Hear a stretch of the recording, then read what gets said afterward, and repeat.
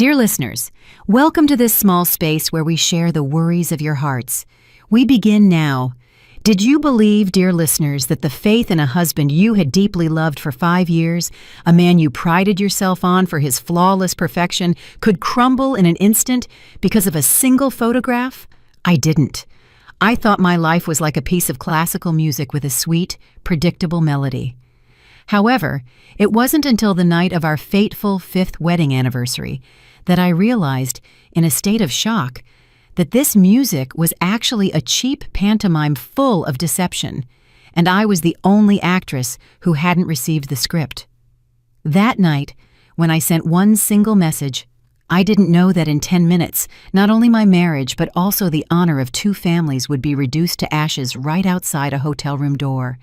The soft melody of a violin echoing across the Skylark rooftop in Midtown, a restaurant perched atop a skyscraper in the heart of Atlanta, didn't touch my heart at all.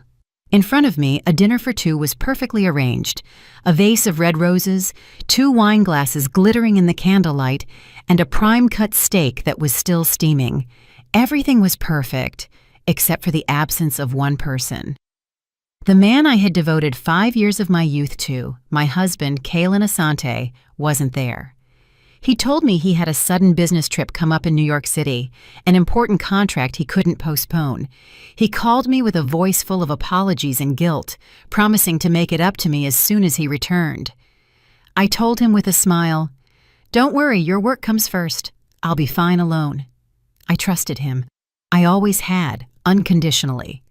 For the past 5 years, Kalen had been, in my eyes and everyone else's, the epitome of the ideal husband. He was not only competent and gentlemanly, but also a man who loved his wife with devotion. He had never disappointed me. He had supported every one of my professional decisions and had become a sanctuary of peace where I could lean after a tough day of work. I considered myself the luckiest woman in the world. I slightly raised my wine glass, ready to take a solitary sip to commemorate this special, albeit incomplete, day. Just then, the cell phone resting on the table vibrated silently. It was a message from my one and only best friend, Zahara Usman.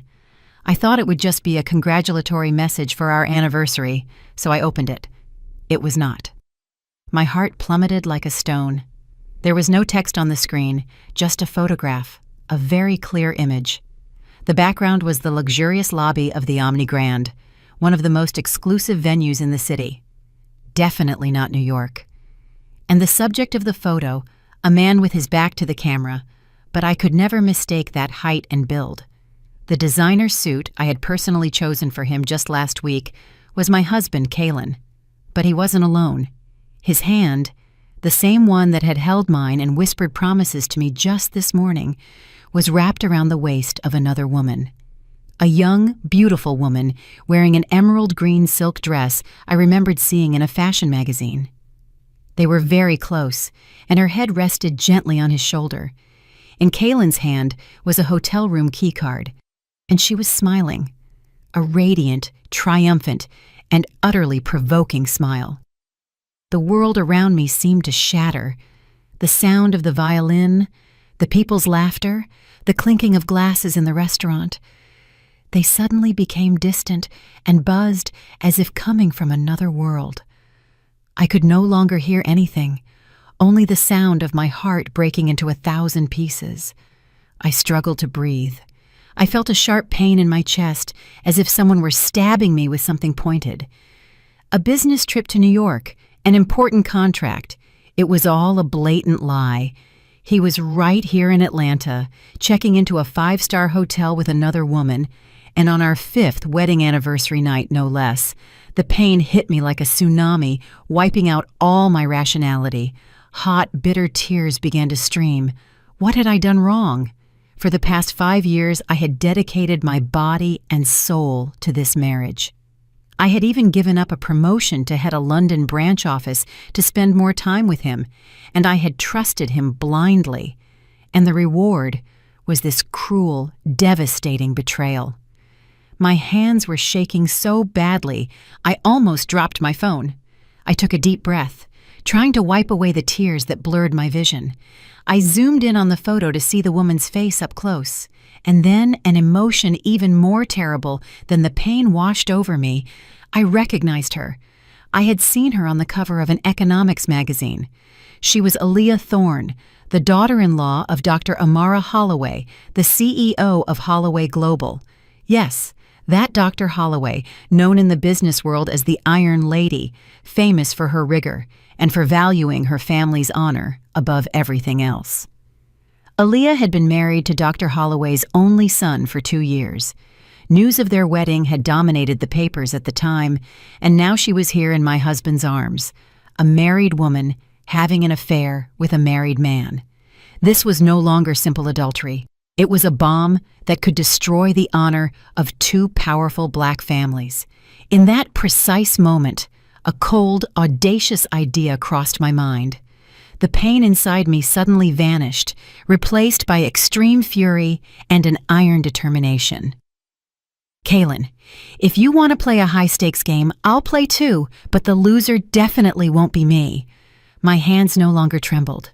My fingers moved swiftly across the screen. It wasn't hard to find Dr. Holloway's personal contact information through my professional network. I took a deep breath, feeling my chest cool like ice.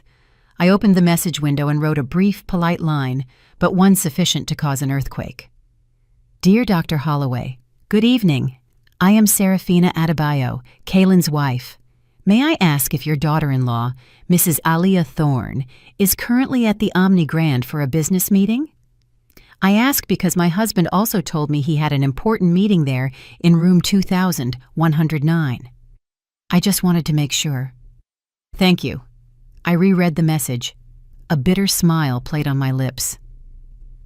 Room 2109, the number a private investigator I had secretly hired had sent me along with that photo just minutes ago. There was no need to cause a scene or burst in.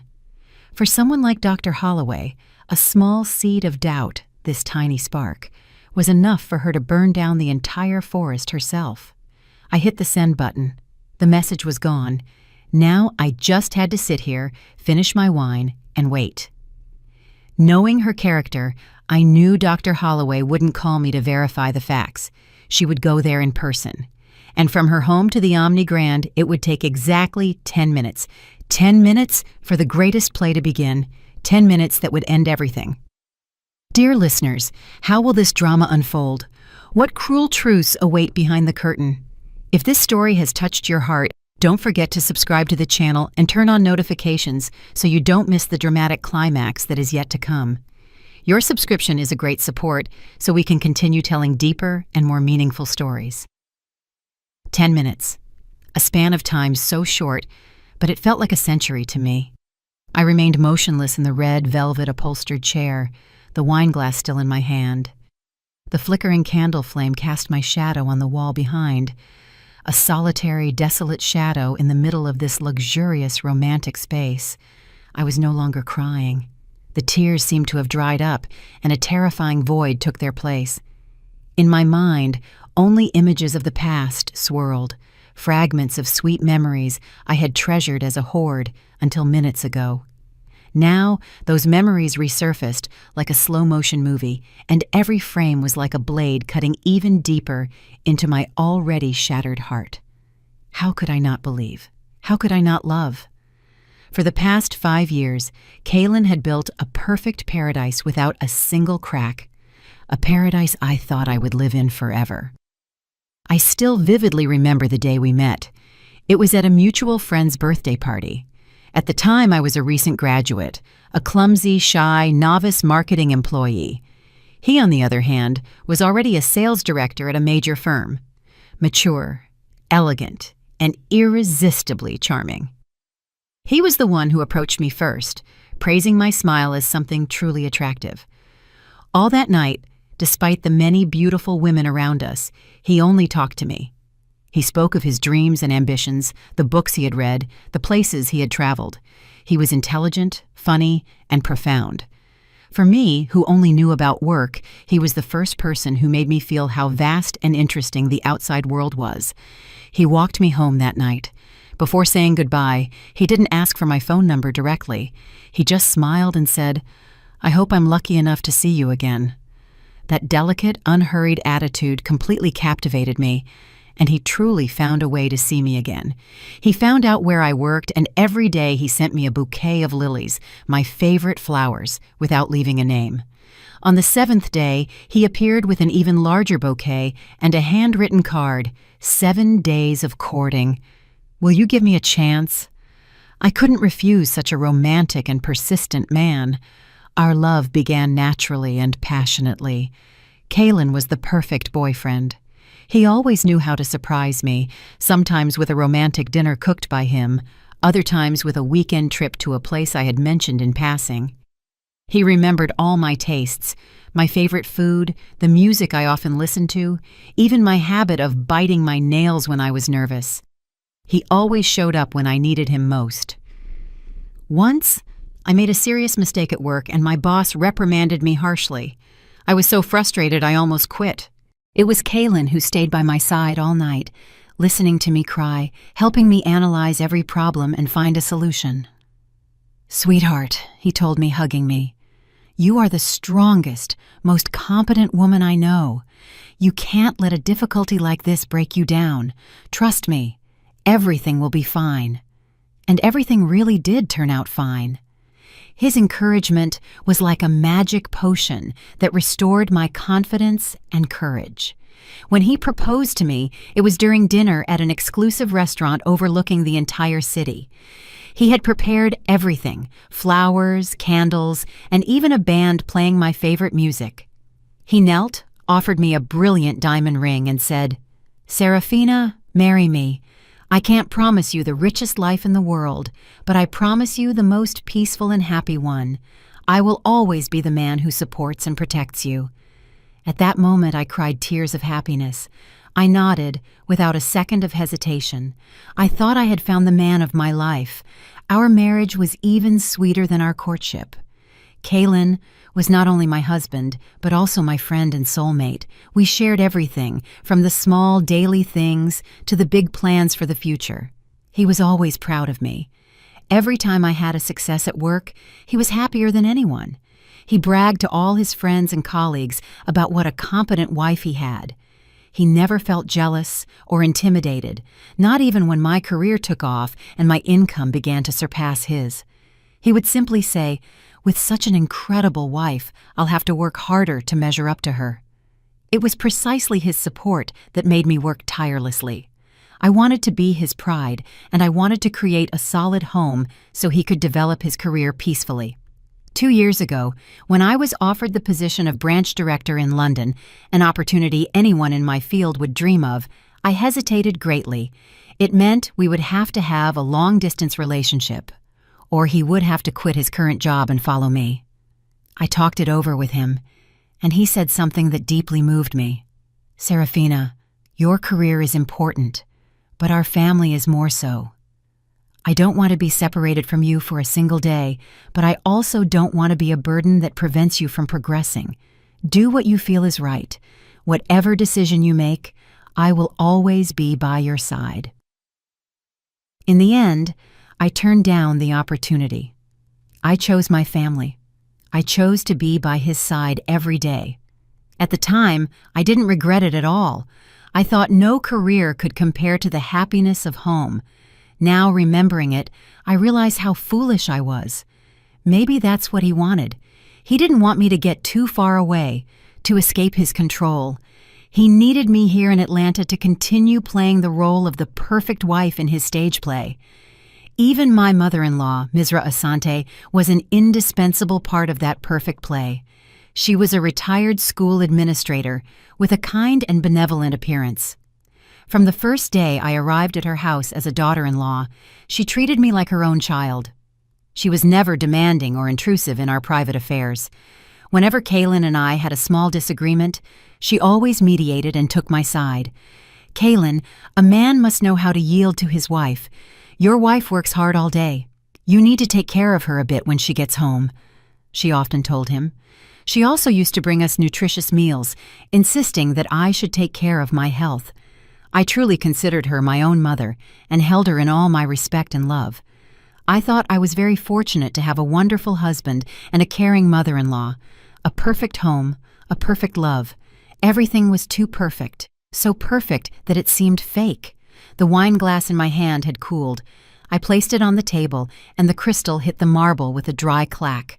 That sound brought me back to the cruel reality. The paradise I had lived in for the past 5 years was nothing more than a gilded cage built with lies. And I, a naive canary, had sung happily inside that cage without knowing a thing. I looked at the photo on my phone again. I saw Kaylin's smile, Aaliyah's smile. Suddenly I felt nauseous. All those sweet memories had turned bitter. Every promise, every gesture of love had become a clumsy performance. I believed that paradise would last forever, but I didn't know that right beneath my feet, hell had begun to show its first cracks a long time ago. Reviewing the last 6 months, I realized how clueless I had been. The signs of the cracks had clearly appeared, like the wrinkles at the corner of an eye, but I strove to ignore them, rationalizing that married life can't always be a bed of roses. I had been deceiving myself, or to be more precise, I had allowed the perfection Kaylin created to conceal everything. The first crack began about 6 months ago with his increasingly frequent and sudden business trips. Kaylin was a sales director, and travel was common, but before, he always told me a week or even a month in advance. We would pack together. I would iron every one of his shirts and run all kinds of errands for him. Lately, however, his trips had become more abrupt and secretive. "Sweetheart, I have to go urgently to Miami tomorrow. An important partner just flew in from out of town." He usually told me late at night when I was already preparing for bed. I barely had time to iron a couple of items for him, and without being able to ask him anything else, he would leave the next day before dawn. Those trips repeated with increasing frequency. Sometimes it was Miami, other times New York City, and even some provincial town I had never heard of. He said the company was expanding the market, and he had to do field visits, and I believed him. I only felt sorry for his effort and worried about his health without the slightest suspicion. Then the late-night meetings began. Before, no matter how busy he was, Kaylin always tried to get home to have dinner with me, but little by little, our dinners together became scarce. "Eat first. I have a meeting with the president tonight, and I'll be late." Those messages became routine. I sat alone at the table with the cold dinner, consoling myself with the idea that he was striving for his career, for our future together. Some nights I fell asleep on the sofa waiting for him. He would return smelling of alcohol and an unfamiliar perfume.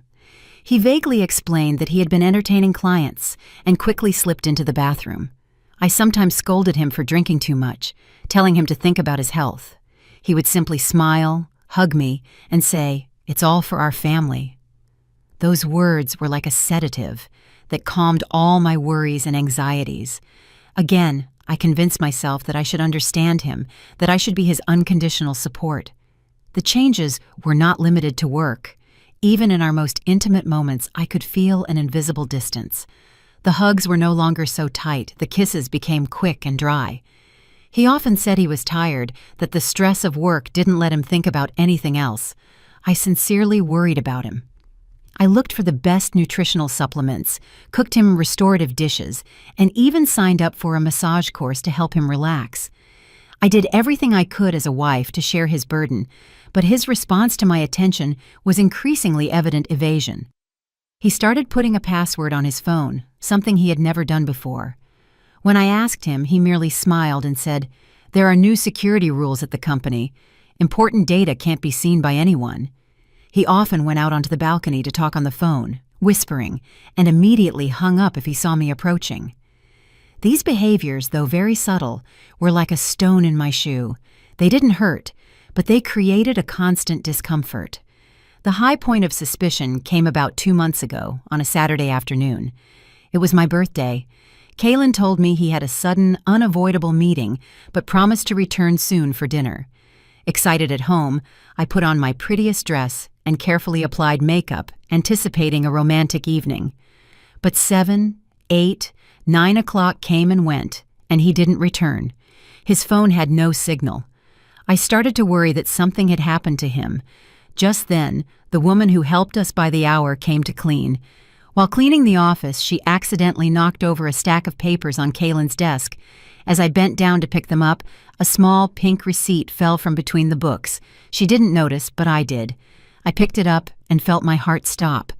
It was the payment receipt for a luxury jewelry store. The item was a diamond necklace valued at almost $200,000. The payment date was just yesterday. I froze, the receipt shaking uncontrollably in my hand. $200,000 was not a small amount, and tomorrow was my birthday. It was clear. It was a surprise gift he had prepared for me. He had lied about going to a meeting to go pick it up. Guilt and happiness mixed inside me. I had misjudged him. I quickly put the receipt back where it was. I didn't want to spoil his surprise. I felt better and continued waiting. But 10, 11, midnight came, and he didn't return. He got back around 1 in the morning, completely drunk and without any gift in his hands. He staggered to the bedroom, collapsed on the bed, and fell asleep. The next morning, when he woke up, he hugged me and wouldn't stop apologizing. He said the partner from the night before had forced him to drink too much, and he hadn't been able to refuse. He promised to make it up to me with another wonderful dinner. He didn't mention the necklace at all, and on my birthday, all I received was a belated apology. Where had that necklace gone? That question haunted me for days. I searched the entire house, his office, but found no trace. I considered hundreds of hypotheses. Maybe he had returned it, or given it to someone else. No, it couldn't be. Kaylin wasn't like that. I tried to dismiss those terrible thoughts. I tried to trust him, but the seed of doubt, once planted, germinates in silence. It takes root deep in the heart and waits for the day to grow like a poisonous weed. I lived the next 2 months in that agony. I became more sensitive, more observant. I started noticing his clumsy lies, the contradictions in his schedule, but every time I tried to confront him, seeing his warm smile and affectionate gaze, I couldn't. I was afraid that if I dug deeper, I would discover a truth I couldn't bear. I opted for silence, for believing in the false paradise he had painted. Until tonight. When that photo arrived, I realized how wrong I was. That necklace was probably on that woman's neck, Aaliyah Thorne's, like a trophy of war, like evidence mocking my stupidity. Dear listeners, isn't it true that when we're in love, we often blind ourselves to the painful truth? If you have ever experienced the pain of betrayed trust, press like to send your empathy and comfort to our protagonist. Your support will be a great strength for her to become stronger on the path that awaits her. The $200,000 receipt was like a ghost that haunted my mind, not giving me a moment of peace. It turned my sleep into a nightmare. In my dreams, I saw Kaylin putting that necklace on another woman, a woman with a blurred face I couldn't recognize. They laughed and talked cheerfully while I watched them from the darkness far away. I woke up with my back drenched in sweat. Beside me, Kaylin was still sleeping deeply with regular breathing. Seeing his attractive face under the lamplight, I asked myself again, is this man really cheating on me? Or is all this because I'm too sensitive and suspicious? I spent a week heartbroken. I became taciturn, often lost in my thoughts. Every time Kaylin showed interest and asked me what was wrong, I felt confused, not knowing whether to be happy or cautious. My change, of course, did not go unnoticed by my mother-in-law, Misra Asante. One Saturday afternoon, she came home with a pot of homemade broth, saying it was for me to recover. "You look so poorly lately, Serafina," she said, setting the pot on the table and looking at me with eyes full of concern. "Is something wrong? Tell Mama." Seeing the sincere worry in her eyes, I felt the defensive barrier I had built with such effort crumble in an instant. I was too tired of revolving this suspicion by myself. I wanted to vent to someone, to ask for advice, and I thought there was no one more suitable than my mother-in-law. She was Kaylin's mother and knew him better than anyone, and as a woman, she would understand my feelings. I pulled out a chair for her to sit, and with hesitation, I began to tell her the story of the receipt. I didn't express my suspicions directly. I just told her I had seen it by chance, and that since my birthday had passed without any gift, I was a little curious. I tried to speak in the softest tone possible, as if it were a trivial question. My mother-in-law listened patiently, without interrupting me. There was no surprise on her face, only deep reflection. When I finished speaking, she didn't rush to give me advice. She simply sighed deeply and took my hand. "Daughter, you've suffered a lot since you came into our family." Her words surprised and moved me. It was the first time she had acknowledged that I had suffered. "I know Kalen is a good boy, and he loves his wife. But men, daughter, sometimes have ideas we can't understand. Perhaps he didn't buy that necklace to give to you directly." She spoke in a calm, measured voice. "Think. His job is sales director. He has to deal with all kinds of people. In high-level business relationships, people don't just give a bottle of wine or a box of cookies. Sometimes an expensive gift for a partner's wife can bring a contract worth hundreds, thousands of times more. It's an investment, a way of socializing in the business world. If Kalen didn't tell you, it was probably so you wouldn't get strange ideas, for fear that you wouldn't understand." Every one of her words was like a stream of fresh water, slowly putting out the flames of suspicion burning in my heart. It's true. Why hadn't I thought of that possibility? I also work in marketing. I know the importance of building relationships. A gift for a partner's wife sounds a bit strange, but in the complex world of business, anything can happen. Her explanation was perfectly reasonable.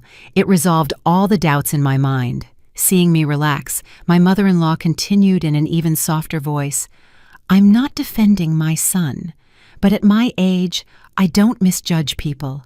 Kalen truly loves you. The way he looks at you cannot be hidden. You are a good wife, smart, beautiful, and capable. He would have to be crazy to look for another woman. Don't ruin your marriage by being suspicious over something silly. Men hate it when their wives don't trust them. Understood? Listen to Mama and pretend you don't know anything, and you'll see when the time is right, either he'll explain it himself or he'll bring you a much more valuable gift." She even told me a story of her own.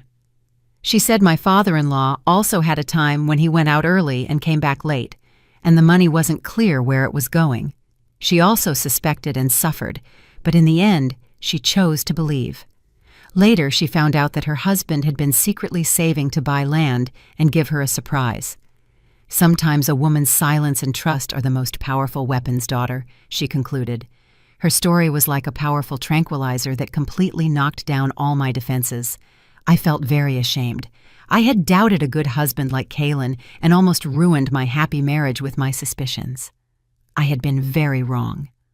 I looked at my mother-in-law and felt a gratitude that came from the heart. "Mama, I understand now. Thank you. If it weren't for you, I wouldn't know what to do." She smiled kindly and patted my head like a child. "Silly girl, you're my daughter-in-law. If I don't take care of you, who will I take care of? Stop thinking nonsense. Try the broth I brought you. I've been simmering it all morning. Drink this and regain your strength so you can be the beautiful, cheerful girl you were before. Kalen will worry if he sees you like this when he gets back." I took a spoonful of the hot broth. The sweet and soft flavor of the herbs and chicken spread through my mouth. My heart warmed up again. All the doubts, all the anxiety, seemed to disappear. With such a caring and understanding mother-in-law, what else did I have to worry about? I promised myself, from now on, I would never doubt Kalen again. I would trust him blindly and be the kindest and most understanding wife so he could focus on his career peacefully. Mizra's performance completely convinced me, and I myself extinguished the last ember of caution. I didn't know that sweet comfort was actually a poison, slowly infiltrating my mind, blinding me so that the fall, when the truth came out, would be even more painful. My mother-in-law's comfort was like a summer downpour that cleansed all the dark clouds from my heart. I felt light and at peace. I scolded myself for being too sensitive and endangering my marriage over a simple receipt. I decided to forget the matter and go back to being the cheerful wife who trusted her husband. I tidied the house, put out fresh flowers, and prepared a magnificent dinner with Kalen's favorite dishes. I wanted to make up for being cold to him the last few days. But perhaps once a person harbors a doubt, it's hard to trust fully again. Rationally, I was convinced by my mother-in-law's words, but deep in my subconscious, the image of the receipt and Kaylin's absence on my birthday night were still like a small thorn pricking me from time to time. That night, Kaylin came home. Seeing my radiant appearance and the splendid table, he seemed very surprised. "Did something good happen today, sweetheart?" he said sweetly, hugging me from behind. I turned around with a wide smile. "Nothing. I just felt like I hadn't treated you well lately, and I wanted to make it up to you." We dined amid laughter and conversation, as we hadn't in a long time. But as the night progressed and we were alone in the bedroom, the little thorn in my heart began to grow again. I was in his arms, but I couldn't fall asleep. The question about the necklace spun in my head. Should I ask him? My mother-in-law had told me to keep silent, but I felt that if I didn't ask, I would never be at peace. Curiosity and the yearning to know the truth finally won. I moved slightly and raised my head to look at him. "Kaylin, can I ask you something, but promise me you won't get angry?" He stroked my hair and said softly, "What's so serious? Ask. When have I ever gotten angry with you?" I hesitated for a moment, then plucked up the courage. "On my birthday, I accidentally saw a receipt for a piece of jewelry on your office desk." As soon as I finished speaking, I felt his body tense slightly. Although it was a very subtle reaction, in the silence of the night I noticed it clearly. But he hid his emotion very quickly. He let out a forced, nervous-tinged laugh. "Ah, you saw it? I hid it so well. You really don't miss anything," he said with a playful tone of reproach. "So you really bought it for me?" I asked. Hope filled my heart. "Who else would it be for, silly?" He gently pinched my nose. But why didn't you give it to me that day?" He sighed and put on a sad expression. "I wanted to give you a big surprise. I had planned to take you to a special place after a romantic dinner to give you the gift. But the meeting suddenly came up, and the partner detained me and made me drink until I passed out. When I got home, you were already asleep. The next day when I woke up, I saw you weren't in a good mood, and I felt so guilty that I thought the gift no longer made sense. I was going to look for another good opportunity to give it to you, but you beat me to it. You spoiled my surprise." His explanation sounded genuinely reasonable, and all the details fit together perfectly. He even expressed disappointment and guilt on his face. I started to think I had been wrong.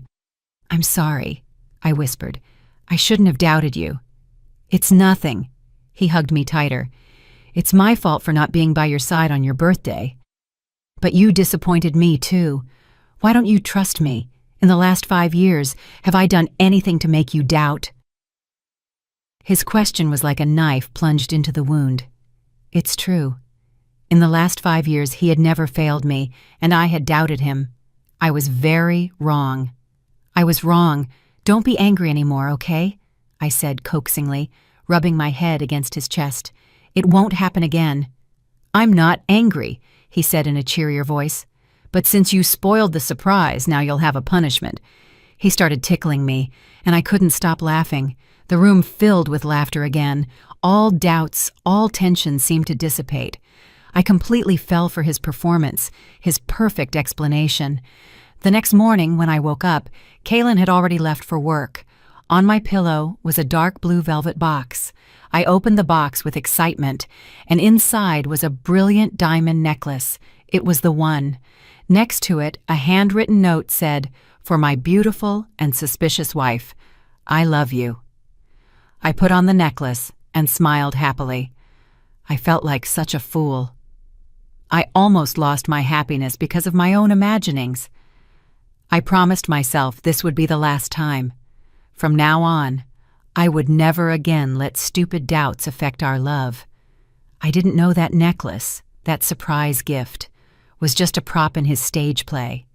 He hadn't prepared it to give to me, but to deal with the situation in case I discovered it. He had foreseen everything. He had calculated every step. My interrogation, far from unmasking him, only served to further consolidate my trust and give him the opportunity to play his role as the perfect husband more deeply. I lost. I lost miserably in the game I tried to turn around, and that magnificent deception left me completely disarmed. So when the truth, even crueler, revealed itself later, I had no strength left to resist. I walked deeper into the trap he had so meticulously set, a sweet but deadly trap. After the failed interrogation and Kaylin's surprise gift, I completely discarded all my doubts.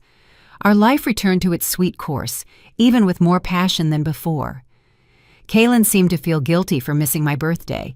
He spent more time with me, often taking me out to dinner or to the movies. He voluntarily reduced his social commitments and came home earlier. I, immersed in happiness, believed this small storm had strengthened our love even further. I boasted to Zahara about my caring husband and the brilliant diamond necklace adorning my neck. She merely smiled, a somewhat forced smile, but at the time I didn't notice. "If you are happy, that's what matters," was all she said. I was too blind with love to notice anything strange in my friend's attitude. I rebuilt a perfect wall around my marriage without allowing any truth to enter. But a needle in a haystack always eventually pokes through. The truth, no matter how much it's hidden, always finds a way to come to light, and usually at the moment we least expect it. About a month later, my company organized a major event for a new product launch. As marketing director, I was fully responsible. The event was a huge success, attracting the attention of numerous media outlets and partners. Afterward, we held a party at a luxury hotel.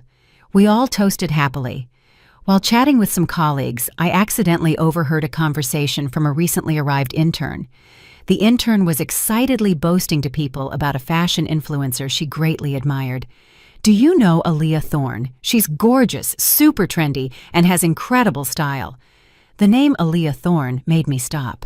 It sounded familiar. "Isn't she Dr. Holloway's daughter-in-law at Holloway Global?" another person asked. "Yes, the very same," the intern exclaimed. "She got married last year.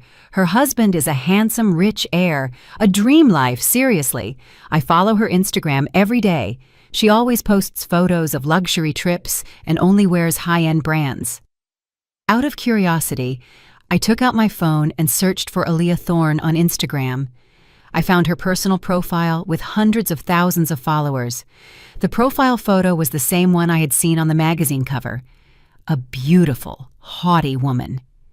I glanced through her posts. Just as the intern said, Aaliyah's life was full of glamour. Trips to Europe, limited edition handbags, luxury parties. I was just casually browsing without any other intention. But then my gaze stopped on a photo posted about 2 months ago. It was a selfie. Aaliyah was sitting in a luxury restaurant with the city lights shining in the background. She wore an attractive, off-the-shoulder dress and voluminous waves in her hair. Her makeup was perfect, and she was smiling radiantly. But it wasn't her beauty that froze me. It was the brilliant diamond necklace she wore around her neck. I felt as if an invisible hand was squeezing my heart. I zoomed in on the photo and stared intently at the necklace pendant. There was no room for doubt. Every one of the small, precisely set diamonds, the delicate lines, it was the exact same necklace Kaylin had given me, the same one I was wearing at that very moment. Unconsciously, I touched the necklace hanging from my neck. A chill ran down my spine. How was this possible? Why did she have a necklace identical to mine? With trembling hands, I clicked on the photo's publication date, October 25th, the day of my birthday. The day Kaylin told me he had a sudden meeting. The day I found the receipt. I felt dizzy. All the loose pieces suddenly fit together to form a complete, cruel, and merciless picture. On my birthday night, Kaylin didn't go to any meeting. He was at this luxury restaurant with Aaliyah. The necklace he bought was not for me. It was originally for her. His explanation, his regretful performance, it was all a lie invented after he realized I had found the receipt. This necklace I'm wearing now is probably an identical replica he bought in a hurry to silence me and cover everything up. I felt a tightness in my chest and a dry throat. I quickly stood up and ran to the restroom. I splashed cold water on my face, trying to calm down. But the image of the necklace on Aaliyah's neck wouldn't stop tormenting me. I looked at myself in the mirror.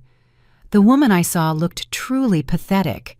Pale face, eyes wide with terror. She too wore a diamond necklace around her neck, but it was no longer a symbol of love. It was like a shackle, proof of her own stupidity.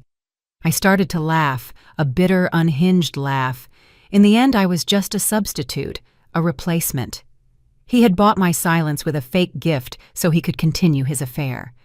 I had been completely fooled. I returned to the party, trying to act as if nothing had happened, but my mind was no longer there. I couldn't stop thinking about Aaliyah and Kaylin and their relationship. Why Aaliyah? A woman who had everything: fame, money, a millionaire husband. Why did she have to be the third party? And Kaylin, what did he gain from this relationship? Daring to have an affair with the daughter-in-law of someone as powerful as Dr. Holloway? Didn't he fear the consequences? 1,000 questions arose in my head, and I knew that this time I couldn't keep quiet. I couldn't keep deceiving myself. I had to discover the truth. I had to find out at any cost what was happening behind my back.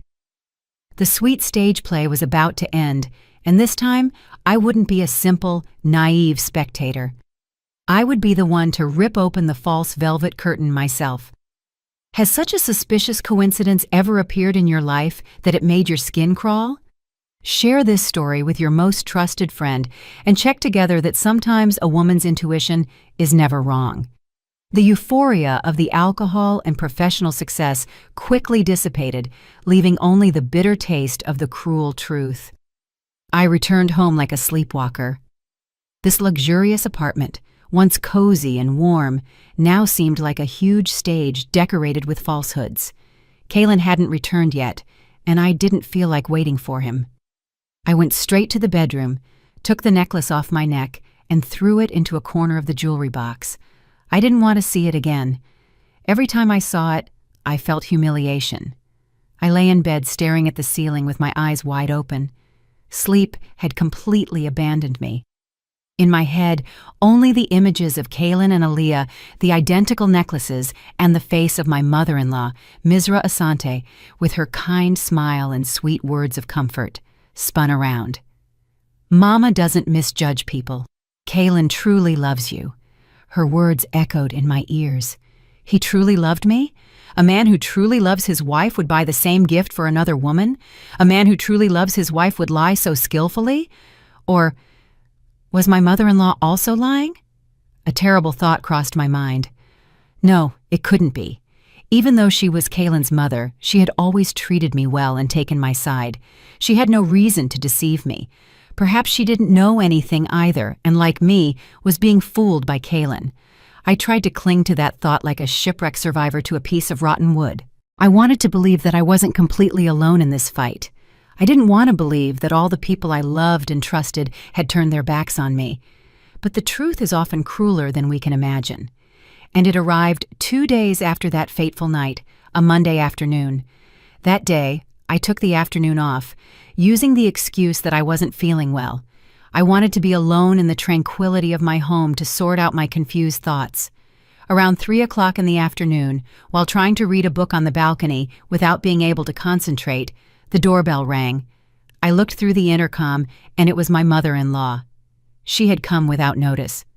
A whirlwind of emotions took hold of me.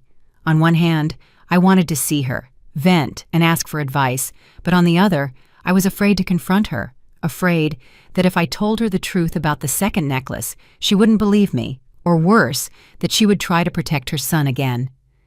I took a deep breath, and pretending normalcy, I opened the door. Mama, what are you doing here without calling? I was coming from the doctor and thought of you, so I stopped by to see you, she said, smiling with a bag of oranges in her hand. Kaylin told me you weren't feeling well. Are you sick? Shouldn't you go to the doctor?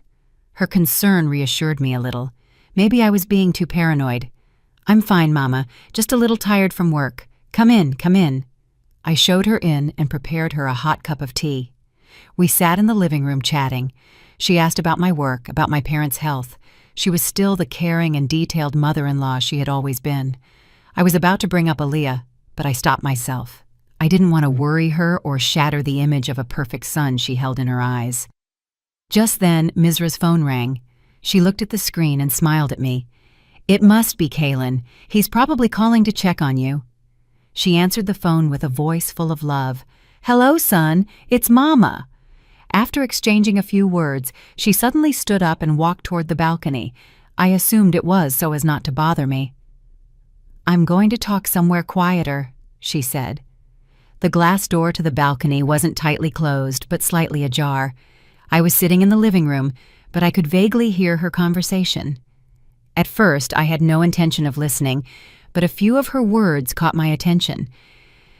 "I think she's getting suspicious again lately. Yes, she's been in a bad mood for a few days.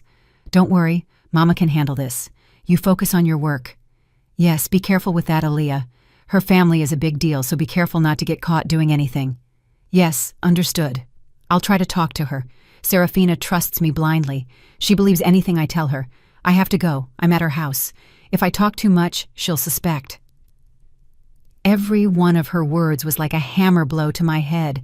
My ears were ringing, and I felt my blood run cold. I remained motionless in the chair, unable to believe what I had just heard. Serafina trusts me blindly. She believes anything I tell her. So that was it. That was it. Her concern, her comfort, it was all an act to calm me down and cover up her son's sins. She not only knew about Kaylin's affair, but she was his accomplice, his helper in the cover-up. This shock was 1,000 times greater and more painful than when I discovered Kaylin had another woman. The person I respected as my own mother, the person I trusted with all my heart, was the one stabbing me in the back. I felt nauseous. Love, family affection, everything I believed in was a farce. I was living in a wolf's den in the midst of a family of professional con artists. Together they had woven a perfect web, and I was the stupid prey who had walked right into it. My mother-in-law finished the call and walked back in with a kind smile. "Kaylin is very worried about you. He told me to stay for dinner and keep you company." She continued speaking in a sweet voice as if nothing had happened. I raised my head and looked at her. In my eyes, there was no longer respect or love, only a terrifying coldness. Without saying a word, I silently got up and headed for the door. "Where are you going, Serafina?" she asked, a little surprised. "I'm going out for a moment," I replied with a dry voice. I couldn't stay in that house for another second. I couldn't breathe the same air as this hypocritical woman. I had to leave. I had to leave to recover and prepare for war. A war I couldn't afford to lose. I ran out of the apartment like a fugitive. I didn't know where I was going. I only knew I had to escape from there, from that suffocating space full of lies and betrayal. I drove aimlessly through the busy streets of Atlanta. The tears flowed again, but this time they were not of pain, but of rage and resentment. They had fooled me. Both of them had fooled me, mother and son.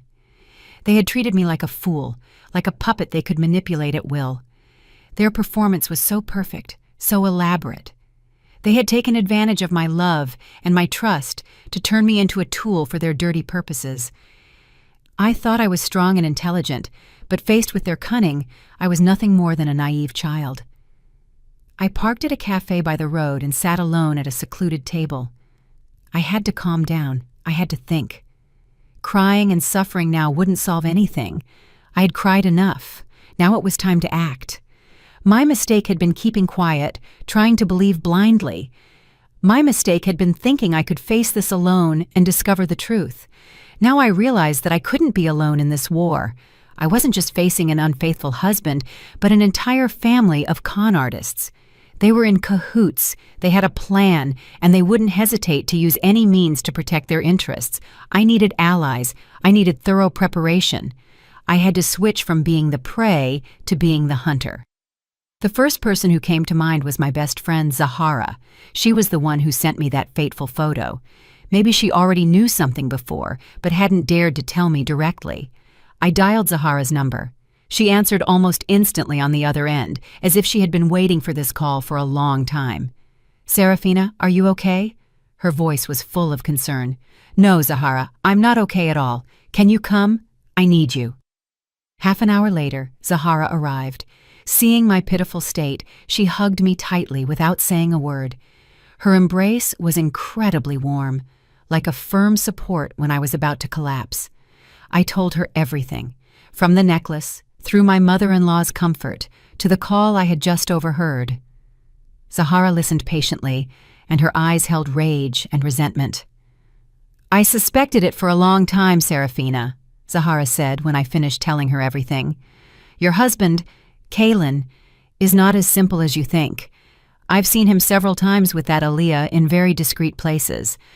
I wanted to tell you, but I was afraid you wouldn't believe me, afraid of breaking up your family." She had hired a private investigator to follow him for a week. "The photo the other day is just a small part." Zahara opened her phone and showed me other photos. Kalen and Aaliyah entering a hotel hand in hand, kissing and hugging in a car. Every photo was like a knife plunging deeper into my heart.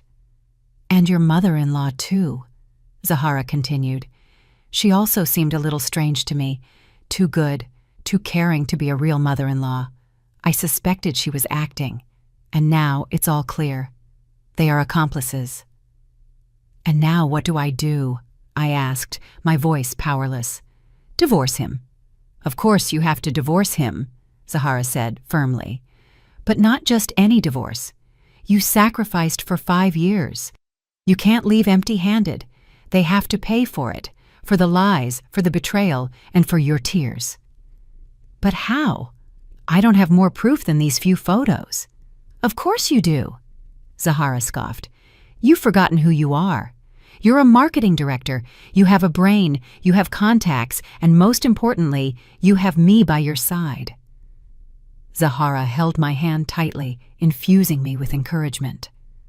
"Listen carefully, Serafina. From now on, you have to turn pain into reason. You have to become colder and more calculating than they are. They cannot know that you've discovered everything.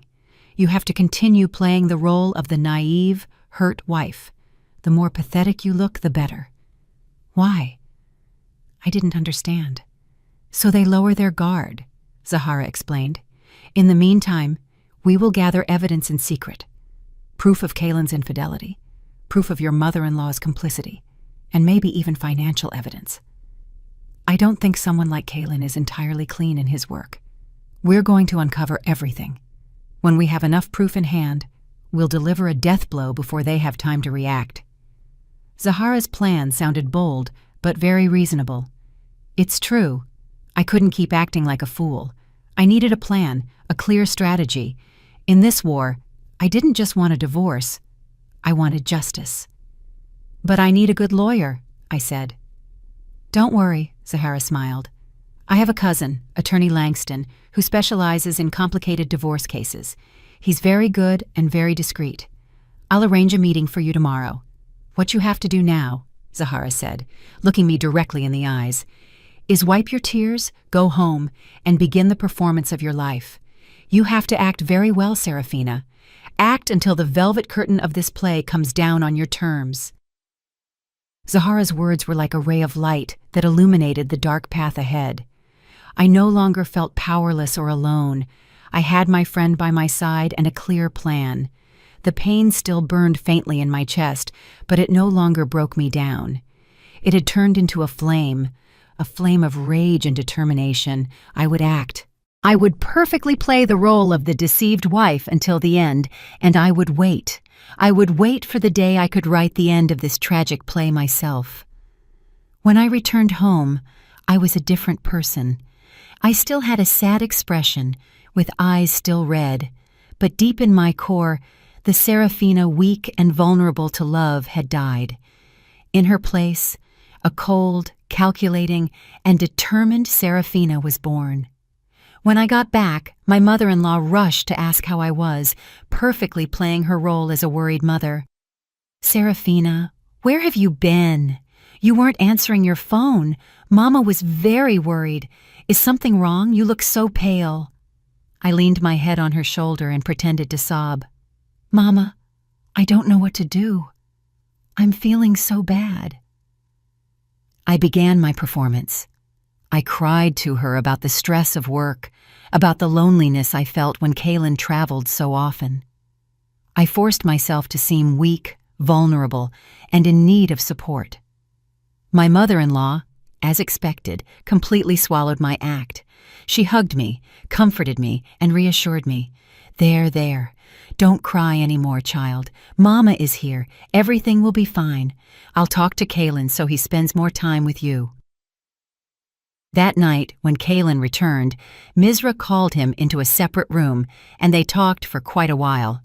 I don't know what they talked about, but afterward, Kaylin's attitude completely changed. He became more affectionate, more attentive. He canceled all his dinner appointments and stayed home with me. He even suggested, "How about we go away this weekend, sweetheart? It's been too long since we spent time alone." Everything was going according to Zahara's and my plan. The more attention and affection they showed me, the more they lowered their guard. They thought I was still the docile lamb who would be swayed by sweet words. They didn't know that lamb was quietly shedding its skin and sharpening its horns. While they indulged in their performance, Zahara and I started to act. The next day, I met with Attorney Langston. He was a middle-aged gentleman with a penetrating gaze. After listening to my entire story, he didn't give me any words of comfort. He only asked me one thing. "What do you want to achieve with this divorce?" "Justice," I replied firmly. "I want him to leave empty-handed, and I want everyone to know the true face of him and his mother." "Understood," Attorney Langston nodded. "Then we need to gather evidence. Lots of evidence. Not just proof of infidelity, but financial evidence, too. Do you suspect anything in your husband's business dealings?"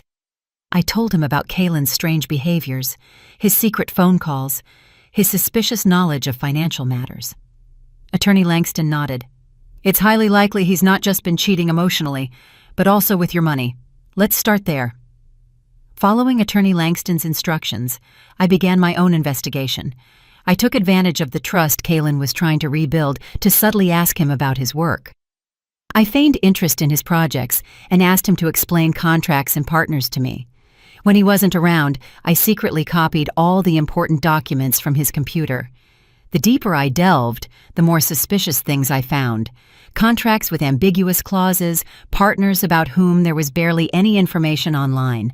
There seemed to be a flow of illegal fund movement. At the same time, Zahara didn't rest. She combined her contacts with the information obtained from the investigator to look into Aaliyah, and what she discovered truly stunned us. Dr. Holloway's daughter-in-law, Aaliyah Thorne, was actually a piece in a much bigger game. Her marriage to the heir was just a marriage of convenience for business reasons. Her husband was a dissolute playboy who had no interest in his wife. Aaliyah's affair with Kaylin wasn't just for sentimental reasons. It had another purpose. Kaylin had promised to help her divert part of her in-laws' fortune through a phantom investment project. They were a pair of con artists using each other for profit, and I and Aaliyah's husband were just victims, a shield to cover up their conspiracy. This truth enraged me, but at the same time, it perplexed me. I wasn't the only victim in this play. I decided to play an even bolder card. I had to make Kaylin and Aaliyah expose themselves. I told Kaylin that the following week, I had to go on a business trip to London for a week. It was the perfect opportunity that I had created myself. I was sure that as soon as I left, he wouldn't miss the chance to be with his mistress. "Are you going alone?" Kaylin asked, hiding the joy in his gaze. "No, I'm going with some colleagues. Take good care of yourself while I'm gone." I smiled, perfectly playing the role of the attentive wife. "Don't worry. Have a good trip. I'll take good care of the house," he hugged me, a hug full of hypocrisy. The day I left for London, I didn't go to the airport. I went to a hotel near home and booked a room with good views. Zahara and the team of investigators were ready. As expected, just hours after my departure, Kaylin's car stopped outside the main entrance of the Omni Grand. He and Aaliyah entered hand in hand once again, But this time, they didn't know that every one of their movements was being meticulously recorded by dozens of hidden lenses. The net was cast, and the prey had walked right in. Sitting in the hotel room, watching the real-time images transmitted on my computer, I felt strangely calm.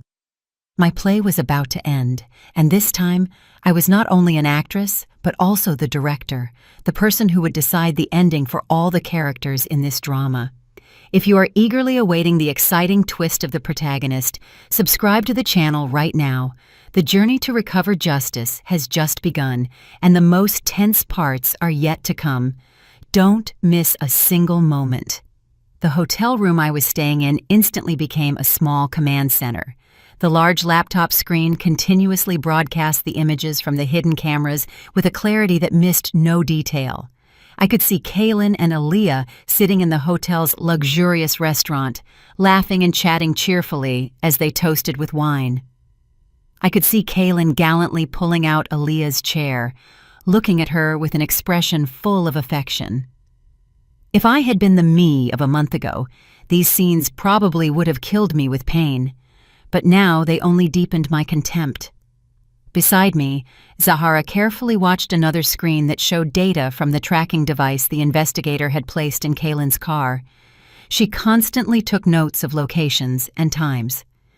"They haven't just gone to the hotel, Serafina," Zahara said, without taking her eyes off the screen. "Before, Kaylin picked up Aaliyah, and they went to a law firm in the Buckhead neighborhood. They were there for more than an hour." A law firm? What were they doing there? A bad feeling ran through me. "I've sent someone to investigate," Zahara continued. "It's a firm specializing in commercial law and mergers and acquisitions. I don't think they're just having a date. They're surely plotting some big business deal." A business deal?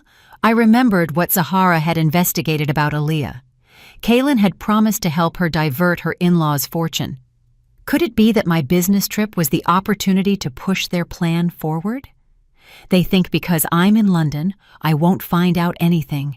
They are carrying out their conspiracy openly.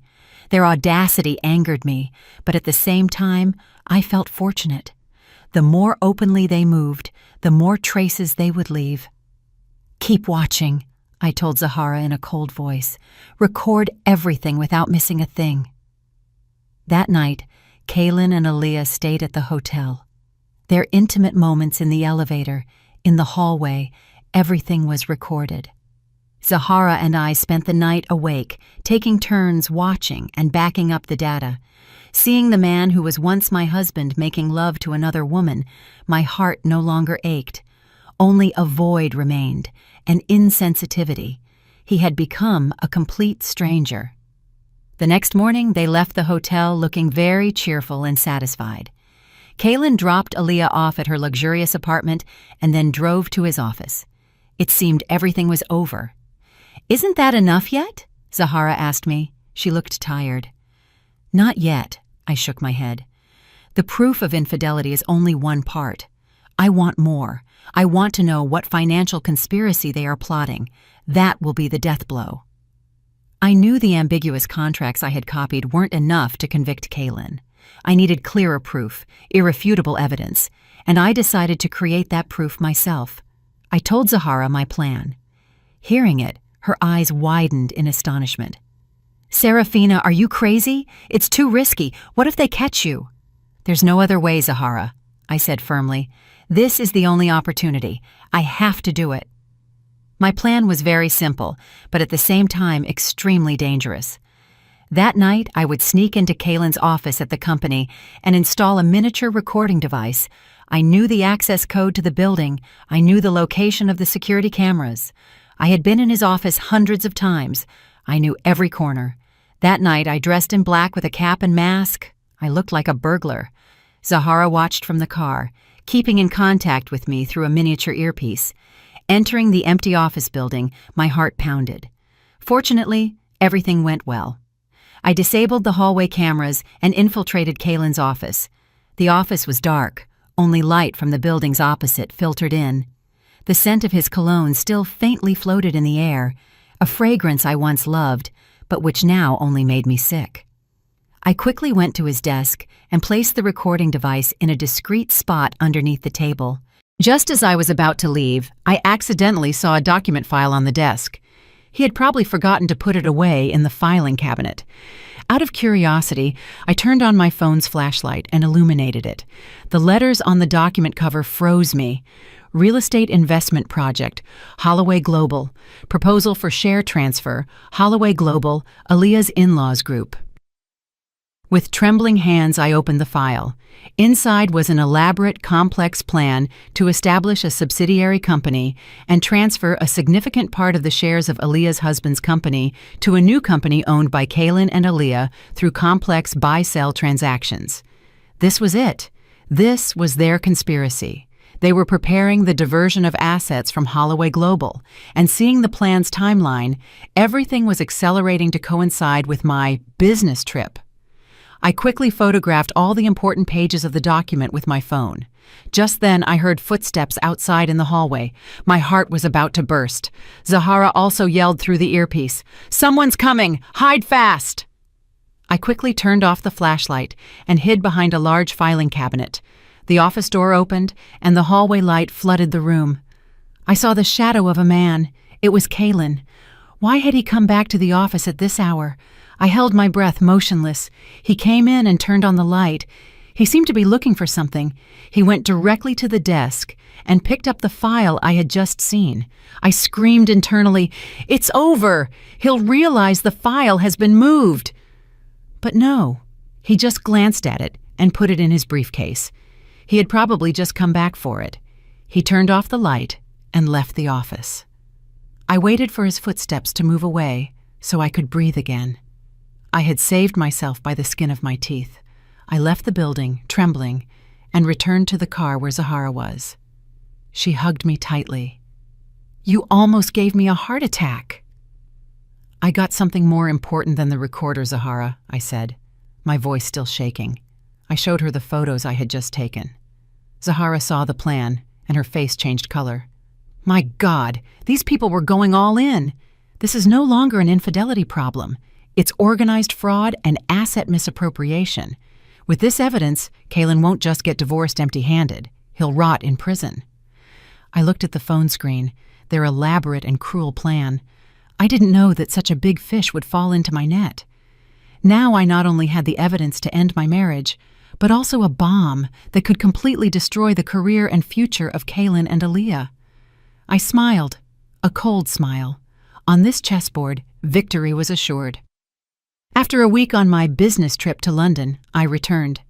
Kaylin came to pick me up at the airport with a bouquet of my favorite white lilies. He hugged me tightly, perfectly playing the role of the husband who missed his wife.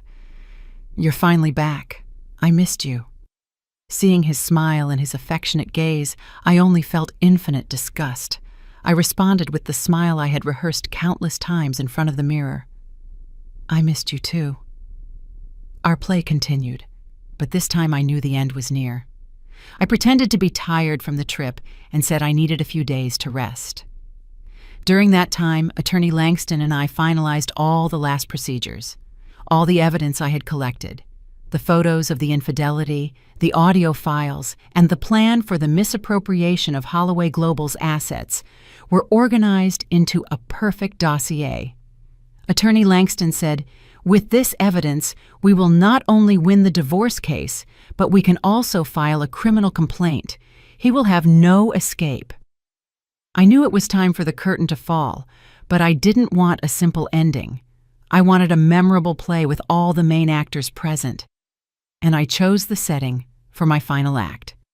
The same night everything began, the night of our 5th wedding anniversary. I returned to the present, sitting at the Skylark rooftop restaurant in Midtown. 10 minutes have passed since I sent the message to Dr. Holloway. The longest 10 minutes of my life.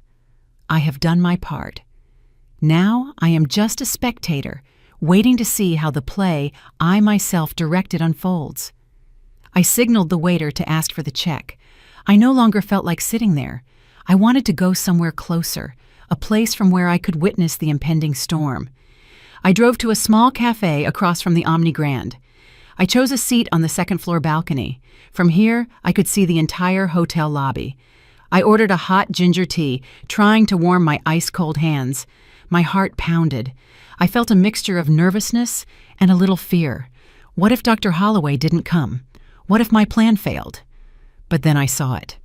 A familiar black Rolls-Royce slowly pulled into the hotel entrance. The car door opened, and a woman in a dark red velvet suit, radiating power and distinction, stepped out. It was Dr. Holloway. She didn't come alone. 2 men in black suits followed her, her bodyguards, and another car arrived. From that car stepped a middle-aged man with a kind face and a woman with a gentle appearance. I recognized them. They were Mr. and Mrs. Thorne, Aaliyah's parents, and with them came none other than Aaliyah's husband, Dr. Holloway's only son, Marius. He looked bewildered and confused. Dr. Holloway hadn't come alone. She had called her in-laws. She wanted to catch them in the act. She wanted everyone to witness this humiliation, a style very characteristic of the Iron Lady. I took a sip of my tea and smiled slightly. The play had become more exciting than I had imagined. I watched Dr. Holloway say something to a lobby employee, and her group headed directly to the elevators. They had secured the number for room 2109. My heart started beating faster. This is it. The bomb is about to explode. I couldn't stay seated. I paid quickly. I went down and looked for a discreet spot in the hotel lobby from where I could hear and see everything.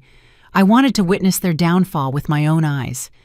I hid behind a large pillar and held my breath, waiting.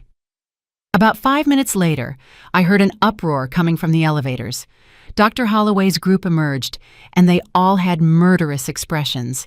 They headed directly to the end of the hallway where room 2109 was located. Dr. Holloway did not knock on the door. She signaled one of her bodyguards. He opened the lock with a master key. The room door burst open, and I heard Aaliyah's sharp scream, followed by Dr. Holloway's furious cry, "Shameless tramp! How dare you stain our family's name!" I heard a dry, sharp sound, smack, probably a slap, and then the sound of furniture breaking, Aaliyah's sobs and pleas, her husband's roar. "Kaylin, you scumbag! How dare you seduce my wife!" Everything turned into chaos. Guests in the adjacent rooms began to slightly open their doors to gossip. Some hotel security guards rushed over, but upon seeing the presence of Dr. Holloway, no one dared to intervene. I watched in silence from a distance. I felt no satisfaction, only a strange emptiness. This was the end they deserved. But seeing the chaos, I suddenly felt tired. I turned to leave, but then I heard Kaylin's voice. A voice full of fear and cowardice. "It's not my fault. It was her. She seduced me. I'm just a victim." Those words lit the last spark inside me. A victim. He dares to call himself a victim? No, I can't leave. This play cannot end without my character appearing. I took a deep breath. I came out of my hiding place and walked directly toward room 2109, where the doors of hell were opening. I walked down the red carpeted hotel hallway. Each step was firm and decisive. The sound of my heels against the floor echoed tap-tap, as if the hammer of fate was knocking on the doors of their hell. All eyes were focused on room 2109, from where screams, insults, and cries continuously emerged. No one noticed my arrival. I passed through the curious crowd, past the bewildered security guards, and walked calmly. I stopped right on the threshold, where the entire tragedy was unfolding in its rawest form. The scene inside was much more chaotic than I had imagined. Aaliyah, the haughty woman I had seen on Instagram, now had messy hair. Her expensive silk dress was wrinkled, and on one of her cheeks was a clear red 5-finger mark. She was kneeling at Dr. Holloway's feet, crying and pleading. "Mother, Mother, forgive me. I did wrong. I know I did wrong." Dr. Holloway stood like an ice statue, no emotion on her face, but her eyes burned with the flames of fury. Aaliyah's parents were in a corner, their faces pale as wax, not daring to lift their heads out of shame. Aaliyah's husband, Marius, had Kaylin grabbed by the neck and was pushing him against the wall. His face was red with anger. "Scumbag!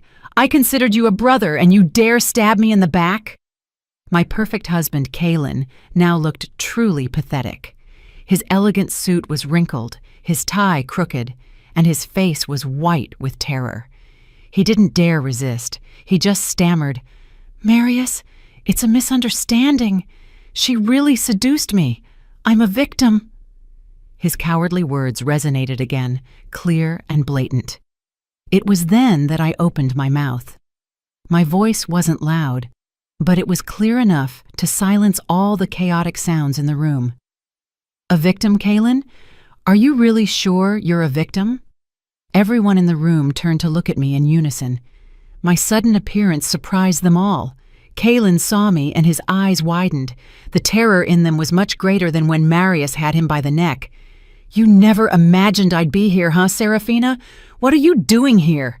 he stammered. Dr. Holloway also saw me, and her sharp gaze narrowed to examine me. She was probably wondering who I was and why I had appeared at this moment. "Who I am doesn't matter," I said. My gaze went directly to Dr. Holloway and then back to Kaylin. "What matters is that I don't believe Kaylin is a victim, because a victim wouldn't have time to devise a meticulous plan to divert the assets of two families." My words were like a second bomb exploding in the middle of the room. "What are you talking about?" Marius asked, letting go of Kaylin and addressing me. "A plan to divert assets?" "Yes, that's right," I replied calmly. I walked into the room and approached a small table where Kaylin's briefcase was carelessly tossed. I opened the briefcase and pulled out a file, the same file I had photographed in his office. I placed it on the table for everyone to see. "This is a detailed plan to establish a shell company and, through complex transactions, divert the assets of Holloway Global.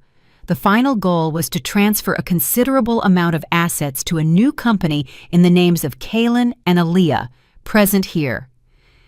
Marius snatched the file and skimmed through it page by page. The more he read, the darker his face became. Aaliyah's parents also rushed over to look. They weren't fools. Just seeing that detailed plan, they instantly understood everything. "My God, this was their real purpose," Aaliyah's mother exclaimed in horror. She turned to look at her daughter.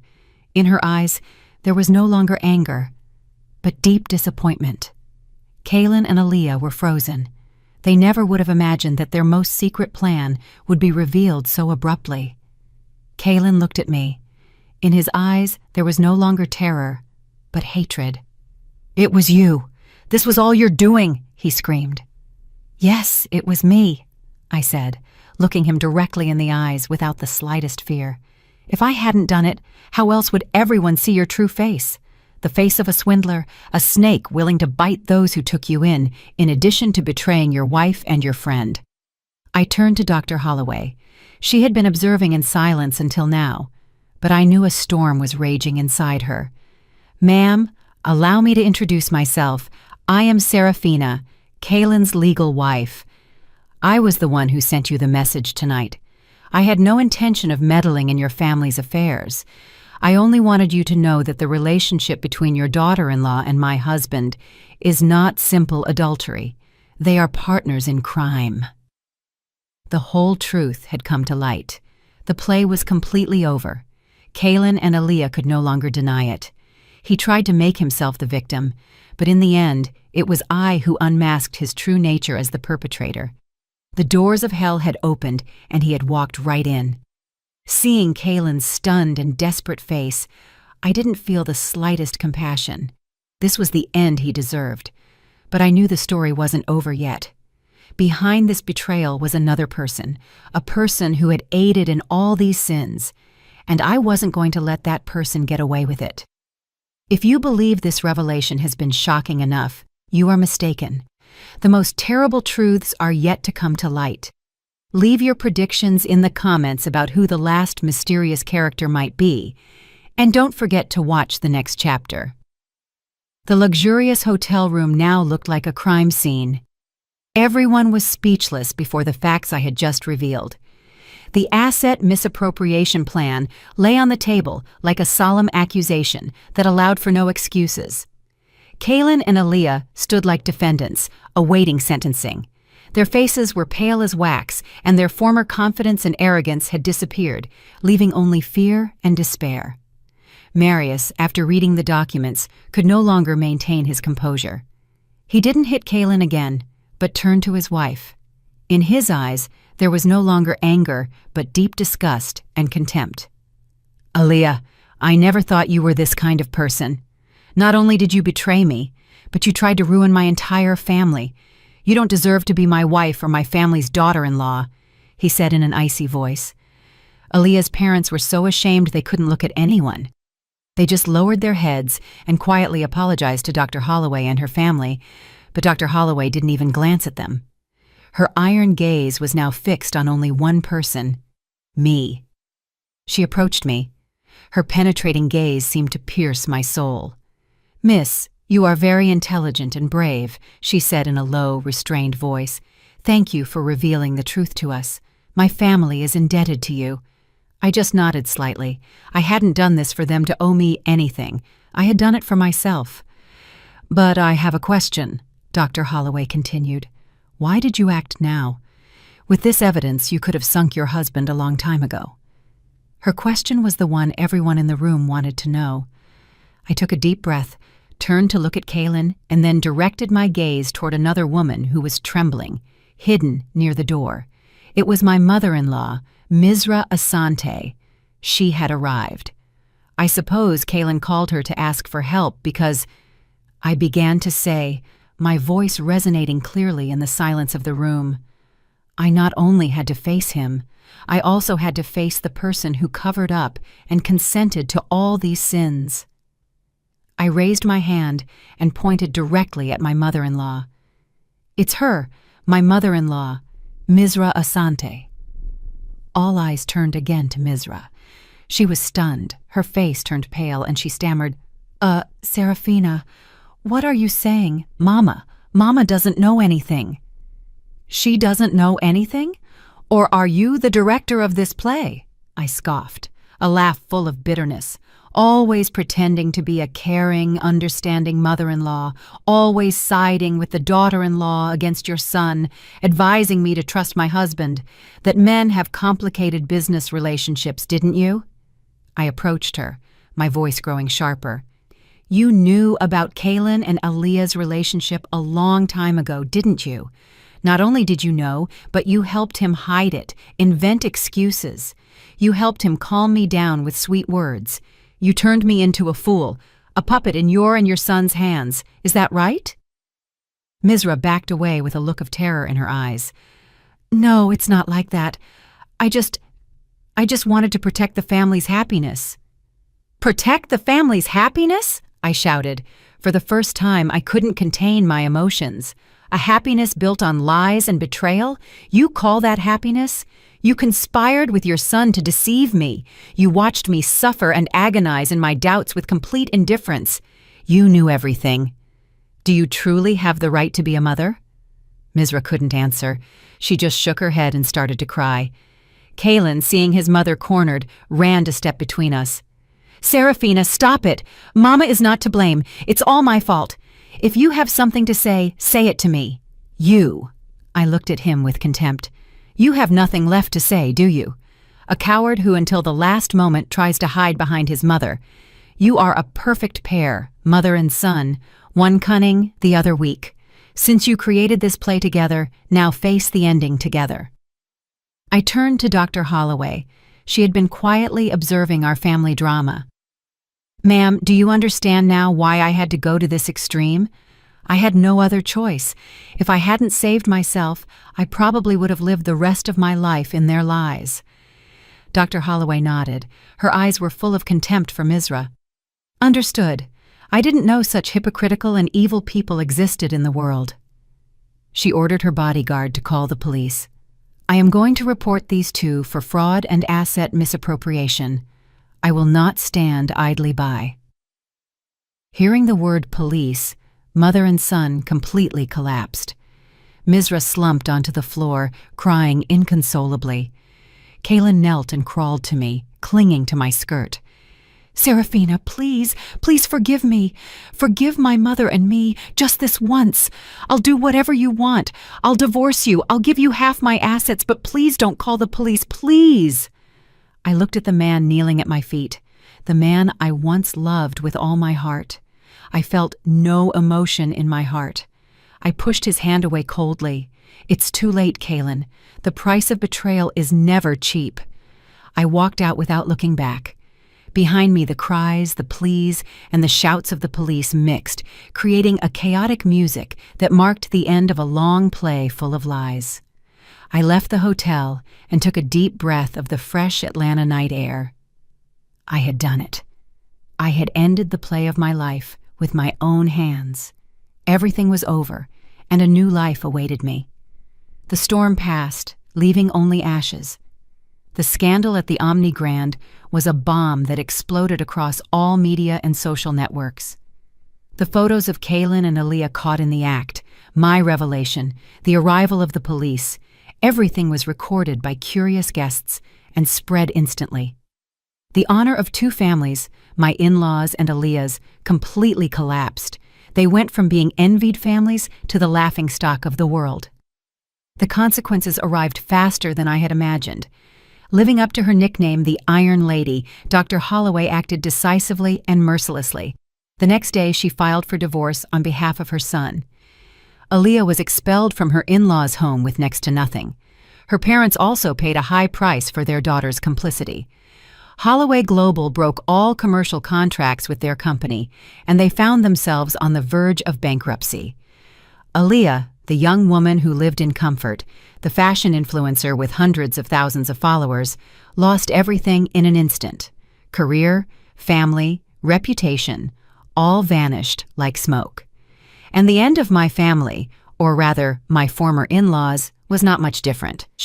With the irrefutable evidence I provided and Aaliyah's confession, who admitted everything to get a reduced sentence, Kaylin and his mother were charged by the police with fraud and asset misappropriation. They tried every means to get free, but faced with the pressure of public opinion and Dr. Holloway's firmness, no one helped them. The house we lived in, the bank accounts, all assets in Kaylin's name were frozen for the investigation. Misra Asante, who had always pretended to be kind and distinguished, now faced justice in the twilight of her life, and Kaylin's future was completely ruined. I felt no satisfaction at their downfall, only tiredness and emptiness. The war was over. I was the victor. But why did this victory have such a bitter taste? I had paid for this victory with 5 years of my youth, my love, and my trust. I moved out of the apartment we lived in and returned to my parents' home. My parents did not reproach me for anything. They simply supported me in silence, prepared my favorite food, and took care of me meticulously. The warmth of the family helped heal my wounds. My divorce from Kaylin was processed quickly. With the clear evidence of infidelity and fraud, the court completely sided with me. I was able to keep all my personal assets and received substantial compensation for moral damages. On the day of the hearing, I saw Kaylin again. He looked like he had aged 10 years. His hair was gray and his eyes were sunken. His former appearance as a confident gentleman had completely disappeared. He looked at me. In his eyes, there was no longer hatred, but belated regret. But I said nothing. I walked past him as if he were a stranger. All the resentment between us was truly over. I started a new life. I did not return to my old company. I decided to strike out on my own and found my own communication agency. I wanted to use my experience and talent to build a new career without depending on anyone. Zahara, who had witnessed the entire process of my story, quit her job and decided to join me. "I don't want to keep working for liars. I want to create a place with you where authenticity and talent are respected," she said. We started from scratch, but with constant determination and effort, our company gradually grew. The small initial successes restored the joy and confidence I had lost a long time ago. One afternoon, sitting in our new office, contemplating the vibrant city landscape, I received a call from an unknown number. "Hello, is this Serafina?" The voice on the other end of the phone sounded a little familiar. "Yes, it is. Excuse me, who is this?" "I'm Marius, Aaliyah's ex-husband." I was surprised. Why was he calling me? "If you have time, I'd like to invite you for coffee. I have something to tell you." I hesitated for a moment and then accepted. I was also curious to know what he wanted to say to me. We met at a quiet cafe. He looked tired, but his gaze was much more serene. He told me about his life after the incident. He and Aaliyah had officially divorced. His mother, Dr. Holloway, was very disappointed and shocked. "I called you today," he said, "to apologize and to thank you." "Apologize?" I asked, surprised. "Yes, apologize," he nodded. "I want to apologize for being so foolish, for not seeing the true faces of the people around me sooner, and for causing you trouble, and to thank you. Thank you for revealing everything so bravely. If it weren't for you, I would probably still be living in a lie." He looked at me sincerely. "Serafina, you are a truly special woman, strong, intelligent, and with great self-respect. Kaylin didn't know how to value having you. That will be the greatest loss of his life." His words slightly disconcerted me, but I felt my heart warm. For the first time, a man acknowledged and respected my true essence. We chatted for a long time like old friends. As we said goodbye, he said, "If you ever need help, don't hesitate to call me." I smiled and nodded. I knew one door had closed, but many others were opening. Life still had many good things waiting for me. Every woman is like a flower that can be trampled by the storm, but if she maintains the roots of her dignity and will, one day she will sprout again and bloom even more radiantly. If you agree with these words, share this story to spread the message about women's rights and the power of regeneration. Time flies, and 2 years passed in the blink of an eye. My life had entered a completely new chapter, a much brighter and more meaningful chapter. Zahara's and my communication agency, which started in a small office with a few employees, had become one of the most prominent firms in the sector. We executed numerous successful campaigns for major brands, earning a solid reputation and prestige. I was no longer the Serafina weak and vulnerable to love from the past.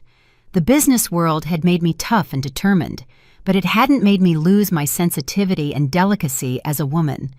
I found joy and passion in work, in creating new value. Every successful project, every compliment from a client was a confirmation of my own worth. My relationship with Marius had also progressed unexpectedly. After that encounter at the cafe, we stayed in touch as friends. He often asked me about my work and gave me useful advice. He also told me about his life, the pressure of running a large group. After his mother retired, we found empathy and understanding in each other, like people who have gone through a wound together. Slowly, another feeling sprouted between us from friendship, a natural and sincere feeling. He wasn't a romantic man like Kaylin. He didn't say pretty words, but by his side, I always felt absolute calm and confidence. He respected me, valued my talent, and always supported me in pursuing my dreams. This love was not as passionate and blind as the previous one, but it was more mature, profound, and solid. One autumn evening, at the same Skylark rooftop restaurant in Midtown, where I once spent my anniversary night alone in tears, Marius proposed to me. There were no flowers or candles. He simply took my hand and said, "Serafina, over these 2 years, you have shown me what a strong and wonderful woman is. I won't promise you a paradise. You have already created your own paradise. I just want the opportunity to enter that paradise and build a simple, eternal happiness with you. Will you marry me?" I cried, but this time they were tears of complete happiness. I nodded. Our wedding was intimate, only with family and closest friends. My mother and Dr. Holloway, 2 powerful women, were now in-laws. They had gone through the storm together, watched their children grow, and found an affinity in each other. My life was truly complete now. I had a successful career, a husband who loved and respected me, and a family that always supported me. The painful memories of the past seemed very distant, remaining only as a costly lesson that made me value what I had now even more. Sometimes I heard news about the people from the past. Kalen, after getting out of jail, couldn't regain his position. It is said he lives a quiet, difficult life full of remorse. Misra, I heard, had aged greatly and was frail, living alone and isolated. Aaliyah was said to have moved to another city to start over, but no one knew exactly how she was living. I no longer hated them. Everyone has to take responsibility for their own decisions. As you sow, so shall you reap. That is life's fairest law. One Sunday morning, Marius and I were strolling together in the park. The morning sun was gentle, and the air was fresh. He held my hand tightly. "What are you thinking about?" "I was thinking," I smiled at him, "how curious life is. It took one thing from me, but gave me others much more valuable." That's right. I lost a false marriage, but I recovered myself, and I found a true love and complete happiness. My story did not end with revenge, but with regeneration. I walked from the darkness into the light, and I know a long path full of sunshine and flowers awaits me. I am ready to write the next happy and brilliant chapters of my life. Dear listeners, thus concludes Serafina's journey. We have traveled with her to the extremes of emotions, from complete happiness in a false paradise, through extreme pain when the velvet curtain of deception was pulled back, to the euphoria of an exciting twist, and finally, the finding of peace and regeneration. As the last story ends, probably in the heart of each of us, there remains not only the echoes of Serafina's story, but also reflections on our own lives, relationships, and the values we pursue. This story is not merely a drama about infidelity and revenge. It contains a deeper meaning. It is a costly lesson about trust, the value of self-respect, and the extraordinary strength a woman can deploy when cornered. The first, and perhaps most painful lesson, is the danger of the perfect package. Kalen and his mother together created a picture that was too perfect. A husband who loved his wife devotedly, a mother-in-law as caring as a mother. They offered Serafina a paradise, and it was precisely in that sweetness that Serafina lowered her guard. Doesn't that sound familiar?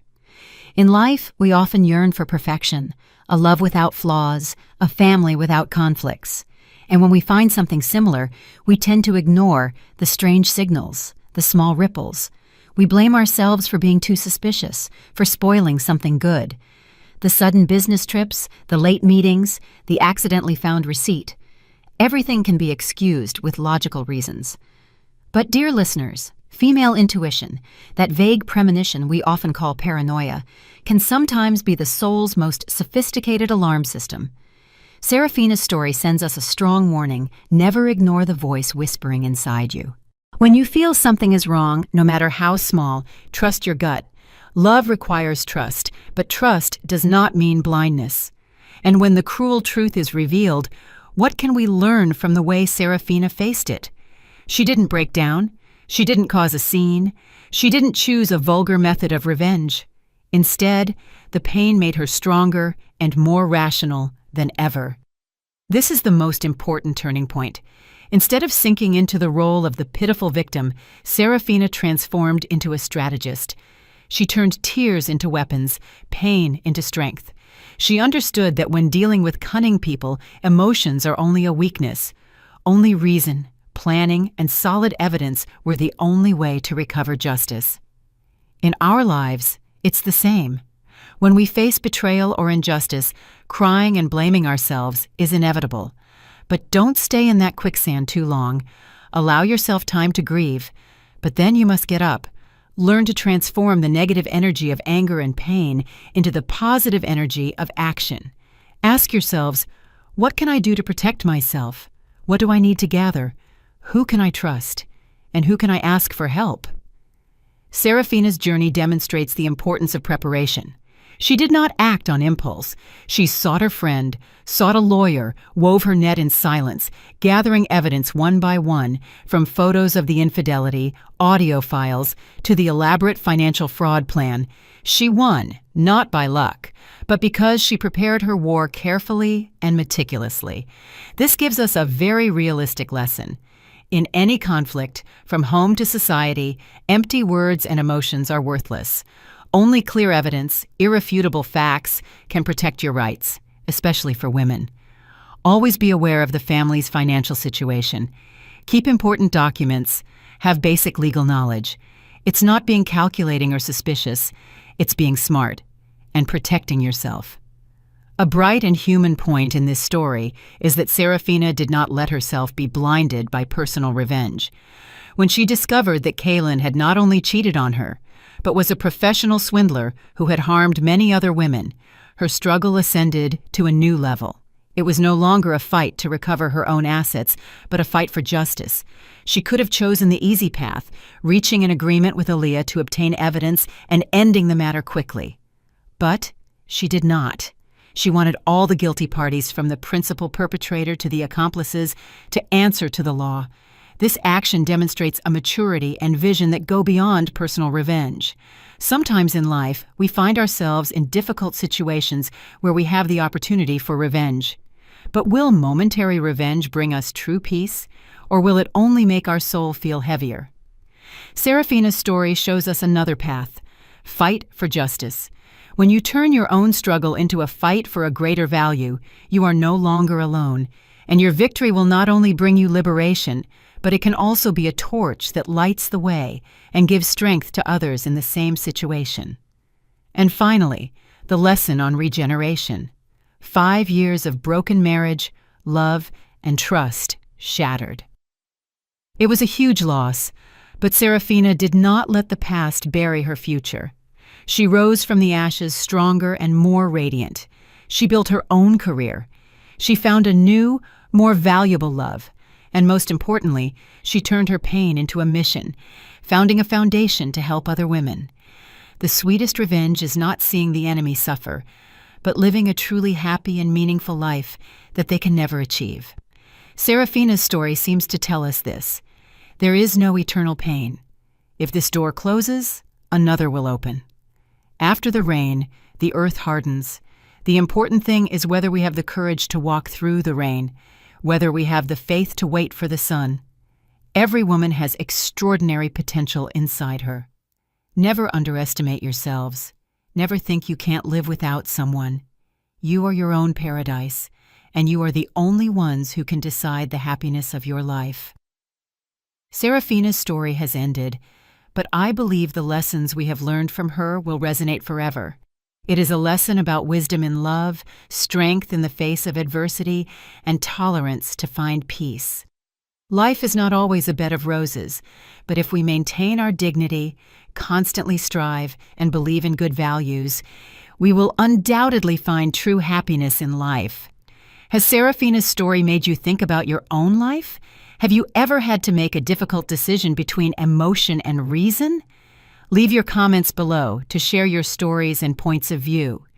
Each of your comments is a valuable piece in creating a community where we listen to and understand each other. If this story has touched your heart, hit like to spread the power of strength. Share this video with the women you love, and subscribe to the channel so you don't miss the next deep and meaningful story. Your support is an invaluable engine for us to continue our narrative journey.